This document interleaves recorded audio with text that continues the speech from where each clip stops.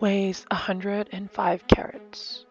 It has outlived empires, bathed in blood, betrayal, and brilliance. And legend says any man who dares to wear it is doomed. This is the Kohinoor, the Mountain of Light. To Britain it is jewel, polished, mounted, and proudly displayed in the crown jewels. To much of South Asia, though, it is something else entirely. A trophy? A scar? Perhaps a question mark that history never quite answered. But today, we're not just retelling a story, we're reopening a case. Because buried beneath centuries of conquest and paperwork lies a simple question. Was the Kohinoor ever truly Britain's to take? And more importantly, if it must be returned, where should it go?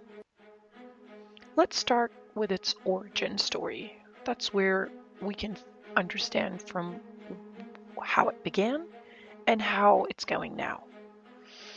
Our story begins not in London, but deep within the coal mines of Golconda, where there was a time when India wasn't just rich in diamonds, it was the diamond trade. And the Kohinoor wasn't just another gem, it was a myth. It was a symbol of power and divinity. It passed through the hands of dynasties, the Kakatiyas, the Delhi Sultans, and eventually the mighty Mughals. Now, Babur was actually the first Mughal emperor who had the pleasure of holding the Kohinoor and possessing it. He once wrote that the diamond was worth half the daily expenses of the entire world, which is a poetic way of saying it was priceless and therefore very dangerous. Because priceless things attract unpredictable outcomes. They attract ambition, obsession, invasion, often death. Now enter Nadir Shah.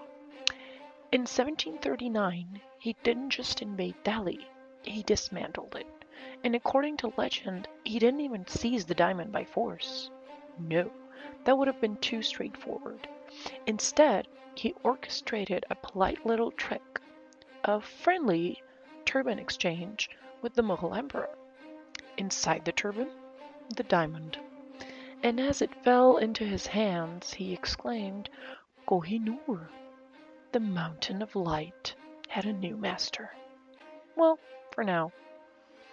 Let's go towards now how the Bloody Trail came to be.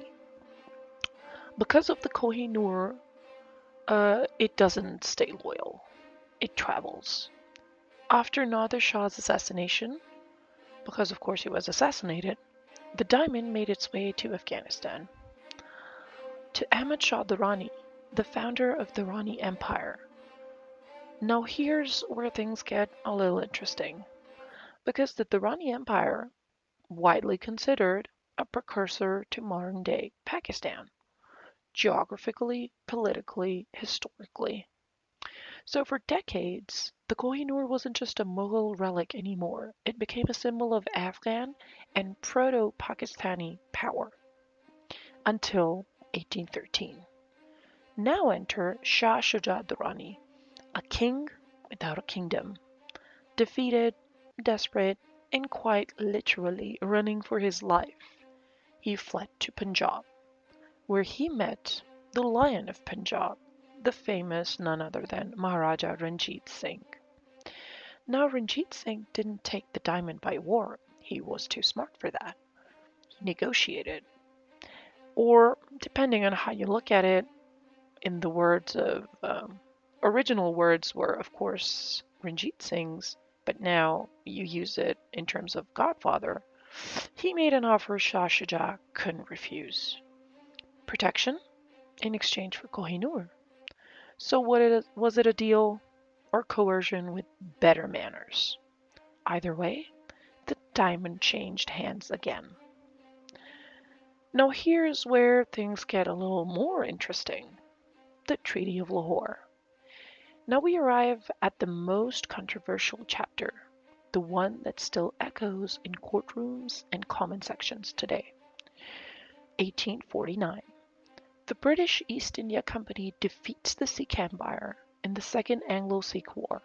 Punjab falls, and the throne sits a child, Duleep Singh, 10 years old. Let that sink in. 10. He's separated from his mother, he's surrounded by British officers, and he was presented with a document, the Treaty of Lahore. Article 3 states very calmly, very formally, that Kohinoor shall be surrendered to the Queen of England. It's a treaty, it's a signature, it's a legal transfer in the sense of the word. That's Britain's argument. But let's pause for a moment. A child under occupation, signing away a national treasure to the very power that defeated his kingdom. If that sounds less like diplomacy and more like paperwork at gunpoint, you're not alone. And here's where Pakistan's argument gains weight. Because the territory of Punjab from which the diamond was taken is now largely part of modern-day Pakistan, Lahore, the cultural heart of that empire, the very place where the treaty was signed. Today, it's in Pakistan. So if the diamond was ceded from Lahore, then doesn't Lahore's successor state have a claim? Not just emotional, but geographical. Now here we go to what is the modern claim today. Today, Kohinoor sits quietly in the Tower of London, set into the crown of Queen Elizabeth, the Queen Mother.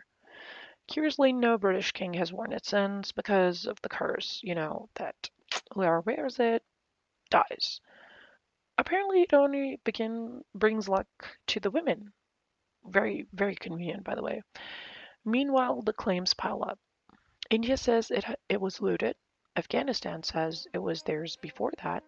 Even Taliban, yes, the Taliban, have thrown their hat into the ring. But Pakistan's claim, it's different. It doesn't rely only on ancient ownership. It points to the last place the diamond legally existed before British possession. Lahore, now modern Pakistan. And Britain's response, if we return one item, the museums will be empty. Which is less of a legal defense than more of a very, very blatant confession. So let's bring back to something simple. If someone takes your house while your family is under threat and makes their child sign a document calling it a gift, is it really a gift or just theft with much better branding? The Kohinoor crossed empires, but it's the last stop before Britain. That was Lahore. And today, the story doesn't end in a museum. It continues in Pakistan. So tell me, is it stolen or gifted? Where does the claim lie? You could have different varying opinions, and I would love to hear them. But to me, this sounds like a plausible outcome. Because history may be written by the victors, but ownership, that's debatable, and it's quite far from over.